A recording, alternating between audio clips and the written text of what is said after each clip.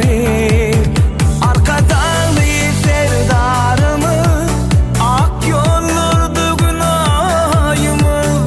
Arkadan serpayımı, mercan arkada şehri. Arkada şehri, nuru bekleyen vatanı.